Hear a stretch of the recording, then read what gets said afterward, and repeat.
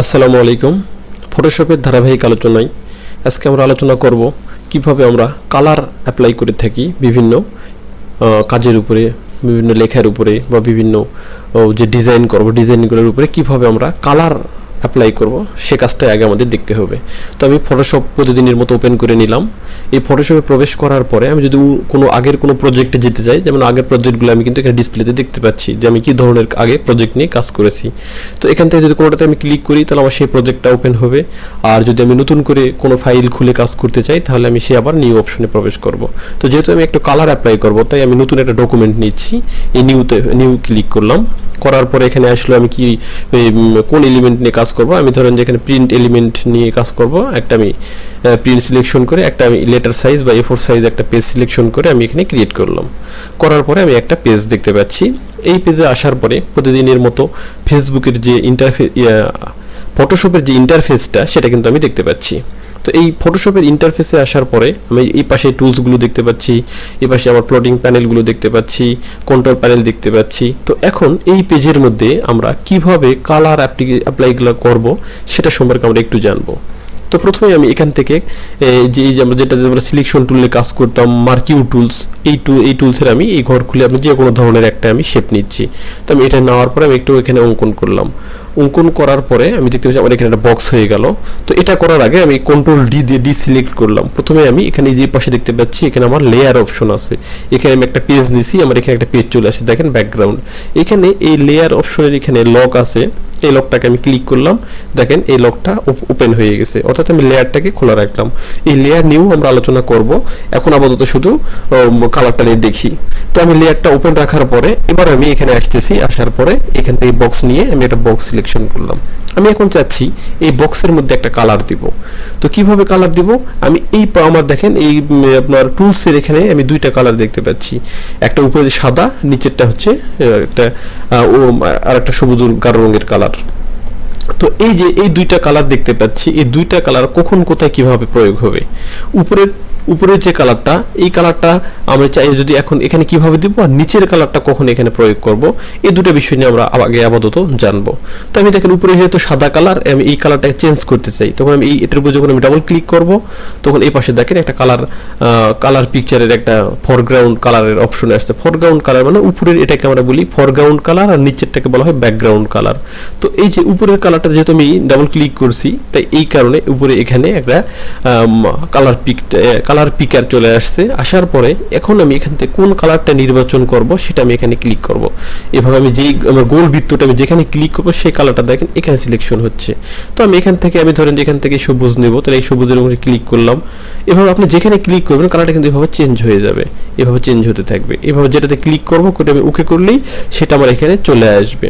তো ওকে করার আগে আরও কিছু কথা, যদি মনে করেন এখানে দেখেন অনেকগুলো কোড লেখা দেখতে পাচ্ছি, এই পাশে এখানে একটা কালার কোড, মানে কালার কোডটা কি, কালার কোডটা হচ্ছে বিভিন্ন কালারের বিভিন্ন, যেমন এখানে দেখেন ক্লিক করেছি একটা কোড চেঞ্জ হয়ে যাচ্ছে, মানে এই কালারের কোডটা এটা, এখানে ক্লিক করেছি দেখেন আর একটা কোড এসে গেছে।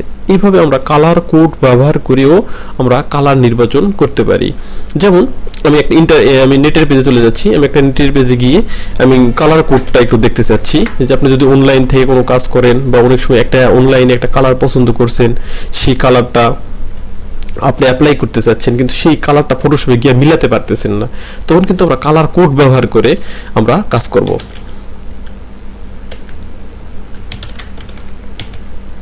দেখেন শুধুমাত্র কালার কোড লিখলাম, লেখার পর এখানে বিভিন্ন ইমেজের মধ্যে আমি ক্লিক করলাম, করার পর দেখেন বিভিন্ন ধরনের আমি কালার দেখতে পাচ্ছি।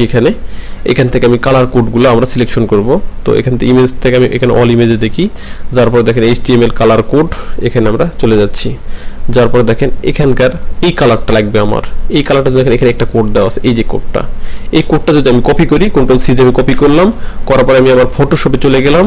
ফটোশপে যাওয়ার পরে এই দেখেন এই ঘরটার মধ্যে আমি ওটাকে আমি পেস্ট করলাম, করলেই দেখেন ওই যে সিলেকশনটাই যেখানে চলে আসছে। এখন শুধু ওকে করলাম, দেখেন ওই কালারটা আমার এই পেজে চলে আসছে। অর্থাৎ আমি নেটের এখানে এই যে কালারটা দেখলাম, এই কালারটা আমি হুবহু এখানে নিয়ে আসলাম। এইভাবে কালার কোড অ্যাপ্লাই করে কিন্তু আমি এখানে ফটোশপে এনে আমি করলাম, এখানে আমার কালারটা এসে গেছে। এখন এই কালারটা আমি এখানে দিতে যাচ্ছি, আমি যে সিলেকশনটা তৈরি করছি এখানে যদি আমি সরাসরি এখানে প্রয়োগ করতে চাই, তাহলে আমি এখান থেকে আমাদের যে টুলসগুলো আছে, টুলসের এখানে দেখেন এই একটা অপশন দেখতে পাচ্ছি, এটা হচ্ছে কি প্রিন্ট বাকেট টুলস, এই টুলসটাকে আমি সিলেকশন করব। করার পরে দেখেন এই ঘরের মধ্যে যখন ক্লিক করব, দেখেন এই কালার, এই ঘরটার ভিতরে ওই কালারটা অ্যাপ্লাই হয়ে গেছে।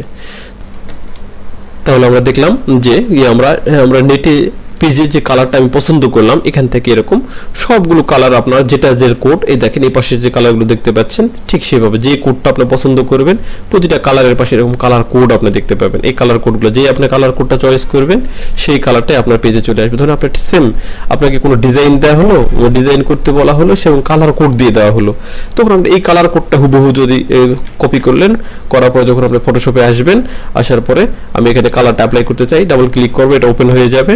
যার পর এই কালার কোডের ঘরে এনে আমি এটাকে পেস্ট করে দেবো। দেওয়ার পরে দেখেন ওই সিলেকশন কালারটা এখানে চলে আসছে, ওকে করলাম। তারপর এটা এখানে অ্যাপ্লাই করব। অ্যাপ্লাই করার জন্য আমি এখান থেকে আমার এই টুলস অর্থাৎ প্রিন্ট বাকেট টুলস, এই টুলসটাকে আমি নির্বাচন করব। করার পরে আগে আমাকে একটা শেপ নিয়ে নিতে হবে, আমি একটা শেপ নিয়ে নিলাম। নেওয়ার পরে আমি প্রিন্ট বাকেট টুলটা সিলেকশন করে আমি এটার উপরে গিয়ে আমি অ্যাপ্লাই করব। এইখানে আমি দেখেন অ্যাপ্লাই করলাম, সেই কালারটা চলে আসলো। এই সিলেকশনটা বাতিল করার জন্য কন্ট্রোল ডি প্রেস করলে আমার সিলেকশন বাতিল হয়ে যাবে। তাহলে ঠিক এইভাবে আমরা কালারগুলোকে এভাবে আমরা অ্যাপ্লাই করতে পারি। শুধুমাত্র এই বক্সের ক্ষেত্রে না, আমরা যখন লেখা সংক্রান্ত কাজ করব, যেমন আমরা ফটোশপে কিন্তু লিখবো, যেমন এই টাইপ টুল, এই টাইপ টুলস নিলাম। নেওয়ার পর আপনি কোন দিকে লিখবেন, হরিজন্টাল, ভার্টিক্যাল, অর্থাৎ সোজা দিকে, নিচের দিকে, এই স্টাইলগুলো করে। তো আমি এখান থেকে প্রথমে হরিজন্টাল এই টুলটা নিলাম, আমি এখানে ক্লিক করলাম। ক্লিক করার পরে দেখেন আমার এখানে আগে বাংলা লেখা ছিল বলে বাংলা অপশনটা চলে আসছে। আমি বাংলা থেকে আমি বের হয়ে ইংরেজিতে যাই, তো আমি এখানে এটাকে আমি ডিলিট করে দিচ্ছি। আবার আমি সিলেকশন বাতিল করলাম, এই টি নিয়ে আমি এখানে এটা ক্লিক করলাম। করার পরে আমি বাংলা থেকে ইংরেজিতে ফিরে আসবো। সবার উপরে দেখেন এই যে এখানে আপনার কন্ট্রোল প্যানেলে এই ঘর খুললাম। খোলার পরে এখান থেকে আমরা ইংরেজি লেখার জন্য টাইমস নিউ রোমান সিলেকশন করলাম। এখানে লরিম ইফসম লেখাটা অটোমেটিকলি চলে আসছে। আমি এটাকে এই মুভ টুলে ধরে এটাকে আমি একটু ভিতরে নিয়ে আসতেছি এবং কন্ট্রোল টি দ্বারা সিলেকশন করে এই পয়েন্টগুলো থেকে এটাকে আমি টেনে একটু ছোট করতেছি, একবারে দেখতে পারি। এই যেমন দেখেন এই আমার এই লেখাটা অটো চলে আসছে। আশা করি এখানে অটো একটা কালারও সে নিয়ে আসছে। এই কালারটা আমরা পরিবর্তন করতে চাচ্ছি, তখন আমি এই টি নিলাম। না এই লেখাটাকে ব্লক করে, যেমন দেখেন নিচের এই তীরে যদি আমি ক্লিক করি, এখানে ক্লিক করি, তাহলে শিখিয়ে কালারটা দেখেন তার সিলেকশন রাখতে হবে। তারপরে আমি এখান থেকে যে কালারটা উল্টাপাল্টা করি, দেখেন সেই কালারটা আমার এখানে চলে আসছে। আবার আমি এটাকে ব্লক করলাম, করে এখানে আমি ধরে একটা কালার দিব, এই কালার পছন্দ করে ওকে করলাম। দেখেন আমার সেই কালারটা এখানে চলে আসতেছে। এভাবে আমরা কি করি, আমরা লেখার মধ্যে আমরা কালার অ্যাপ্লাই করি, কোনো বক্স এটার ভিতরে কালার অ্যাপ্লাই করি। এভাবে বিভিন্ন জায়গায় আমরা বিভিন্নভাবে কালারটাকে অ্যাপ্লাই করব। শুধু এখানে না, এই দুটো বার থেকে আমরা কালার পরিবর্তন করে অ্যাপ্লাই করব। প্লাস এই পাশে আমরা দেখতে পাচ্ছি আমাদের যে ফ্লোটিং প্যানেলটা, এখানে বিভিন্ন ধরনের কালার আছে। এখান থেকে দেখেন কালার সাধারণ, এখান থেকে যে ঘরগুলো আমি এখানে ডাবল ক্লিক করে যে কালারটা ওপেন করতেছি, সেই প্যাটার্নটাই আপনি এই পাশে দেখতে পাচ্ছেন। অর্থাৎ এখান থেকে যদি মনে করেন আপনি কোনো একটা কালার পছন্দ করেন, সেই কালারটা দেখেন এখানে চলে আসতেছে। আমি এই লেখাটাকে মার্ক করে এখান থেকে এই ঘর খুলে এখান থেকে এই কালার দিলাম, দেখেন এই কালারটা আমার লেখাটা চেঞ্জ হয়ে গেছে। তো লেখার কালার পরিবর্তন করতে চাইলে অবশ্যই লেখাটাকে ব্লক করে রেখে তারপরে কিন্তু আমরা এখান থেকে যে কালারে দিব সেই কালারটা এখানে চলে আসবে। আবার আমি এটাকে ব্লক করলাম। ব্লক করার পরে শুধু আমি আবার চলে যাচ্ছি কালার অপশন। তাহলে এখান থেকে কালারগুলোকে আমি পছন্দ করে দিতে পারি, অথবা এই পাশে আছে সোয়াসেসের মধ্যে গেলাম। যার পর এখানে দেখেন রেড, এর আরজিবি আর কি, এটার ভিতরে বিভিন্ন কোয়ালিটির কালার আছে। সিএমওয়াইকে, এটার ভিতরে বিভিন্ন কোয়ালিটির কালার আছে। আপনি যখন যেটার উপরে আপনি ক্লিক করবেন সেই কালারটা কিন্তু আপনার এই প্যানেলে চলে আসবে, এই টুল বক্সে। তারপরে এটাকে আমরা কিভাবে অ্যাপ্লাই করব, ধরেন এখানে আমরা অ্যাপ্লাই করব। ব্লক করে যদি সরাসরি এখানে দিই তাহলে সরাসরি এখানেই চলে আসবে, আর যদি ব্লক ছাড়া দিই তাহলে এটা এখানে সিলেকশন হবে। তো এভাবে আমরা কি করি, সোয়াসেস, এই কালার এখান থেকে সোয়াসেস থেকে এরপরে যাচ্ছি গ্রেডিয়েন্ট হচ্ছে কি বিভিন্ন কালারের সমন্বয় একটা। যেমন আপনি ধরেন যে এই নিচে এখানে একটা কালার দিতে যাচ্ছেন নিচের পেজে, আমি এখানে রাইট ক্লিক সিলেকশন, এখানে মুভ টুলে গেলাম, এখানে রাইট ক্লিক সিলেকশন করে ব্যাকগ্রাউন্ড সিলেকশনটা একটা নিচের পেজটা সিলেকশন রাখলাম। রাখার পরে আমি গ্রেডিয়েন্ট নিয়ে আমরা আরো পরে আলোচনা করব, তবে এখান থেকে শুধুমাত্র দেখানোর জন্য বলতেছি একটু। এখানে একটা কালার এনে আমি এখানে এই পেজে ছাড়লাম, দেখেন নিচের পেজটা আমার এই ধরনের কালার হয়ে গেছে। আচ্ছা, আরো একটু ভালো বোঝার জন্য আমি অন্য একটা গ্রেডিয়েন্ট ব্যবহার করি।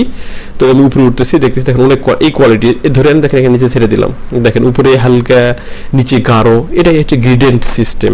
অর্থাৎ এই গ্রেডিয়েন্টগুলো নিয়ে আমরা আরো কথা বলবো পরবর্তীতে, আমরা কিভাবে আমরা কালার ব্যবহার করতে। তাহলে কালার দেখলাম, সোয়াসেস দেখলাম, গ্রেডিয়েন্ট দেখলাম। এই গ্রেডিয়েন্ট নিয়ে আলোচনা আরো আছে, আমরা পরে করব। শুধু বোঝানোর জন্য বললাম এই গ্রেডিয়েন্টটা কি ধরনের কাজ করে। তাহলে আমরা এখান থেকে বিভিন্নভাবে আমরা কিন্তু আমরা কালার অ্যাপ্লাই করতে পারি, সেটা বিভিন্ন বক্সের উপরে, কোনো লেখার উপরে। তাহলে এভাবে আমরা আমাদের কালারের অ্যাপ্লাই করব আমাদের কাজগুলোর উপরে। তারপর এখান থেকে আমরা যখন এই বক্স নিয়ে কাজ করব, অর্থাৎ রেক্ট্যাঙ্গুলার, এই ঘরের ভিতরে যাচ্ছি, এখানে বিভিন্ন ধরনের ইলিপস আছে, যেমন ইলিপস হচ্ছে গোলটা। তো এইভাবে আপনি যে টুলসগুলো নেবেন, এই টুলসটা নিলাম, নেওয়ার পরে ধরুন এখানে আমি একটা কাজ করবো, এখানে আবার একটা ক্লিক করলাম, করার পরে দেখেন এই ঘরের ক্ষেত্রে কি হয় আর এই সিলেকশন টুল যেটা নিয়েছিলাম এটা দ্বারা কি হয়। আমি যখন এটা নিয়ে কাজ করব তখন এখান থেকে আমি আবার একটা ফাঁকা জায়গা যাচ্ছি, এটা নিয়ে আমি একটা কালার দিতে চাচ্ছি।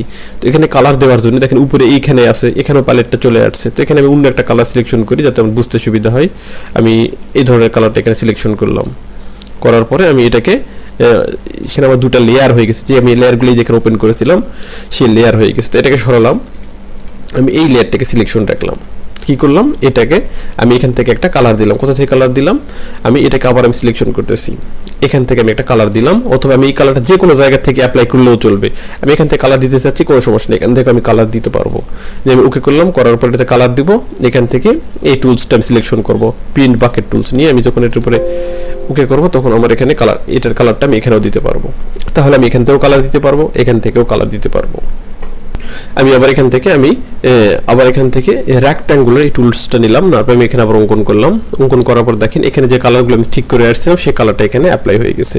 তো এখানে আসার পরে আবার আমি যদি কালারটা বদলাবো, তাহলে দেখেন এখানে স্ট্রোক যেটা আমি ধরেন স্ট্রোকটা আমি দিব হলুদ রঙের, দেওয়ার পর যদি আমি এখানে ওকে করি তাহলে আমার এই স্ট্রোকটা আপনার ওই রকম টাইপের তৈরি হয়ে যাবে। আমি একটু বড় করতেছি, দেন স্ট্রোকটা আমি এখান থেকে স্ট্রোকটা যত বাড়াবো তত আপনি দেখতে পাবেন, দেখেন ওই সাইডের কালারগুলো স্ট্রোকটা বেড়ে যাচ্ছে। এটা হচ্ছে কি করলাম, আপনার পাশে যে লাইনে কালার দিলাম স্ট্রোক দিয়ে বড় করে দেখানোর জন্য, আমি অন্য আরেকটা কালার নির্বাচন করি, এটা এই কালারটা দেওয়া আছে, সাদা কালার নির্বাচন করি। আপনি এখান থেকে যে কালারটা দিবেন, দেওয়ার পরে এখান থেকে যতটুকু আপনি অ্যাপ্লাই করবেন সে সেরকম বড় ছোট হতে পারবে, এইভাবে যে কোনো করে দিতে পারি, দিয়ে আমরা এইভাবে এখানে এটার কাজ করতে পারি। আমি এটাকে ধরে সেখানে সরাতে পারি। তাহলে আমরা আর যদি শুধুমাত্র এই সিলেকশন টুলের উপরে যদি আমি কালার অ্যাপ্লাই করি, সেখানে কিন্তু আমি লাইন বর্ডার এটা দিতে পারবো না। যেমন এটা নিয়ে যদি আমি কোনো একটা ছোট্ট অঙ্কন করলাম, এখানে আমি একটা কালার দিব, কালার দেওয়ার জন্য ধরে আমি এখান থেকে লাল কালারটা উপরে নিলাম, নিয়ে এখান থেকে এই বক্সটা নিয়ে আমি এখানে ওকে করব, এখানে হচ্ছে কিন্তু এতে কিন্তু আমি এরকম এটার মতো করে লাইন কালারটা দিতে পারবো না। তাহলে কাজের সময় আমি যে কোনো একটা টুলস নিয়ে আমি কাজ করতে পারি। এভাবে আমার বিভিন্ন কাজে আমরা বিভিন্নভাবে আমরা কালার অ্যাপ্লাই করব।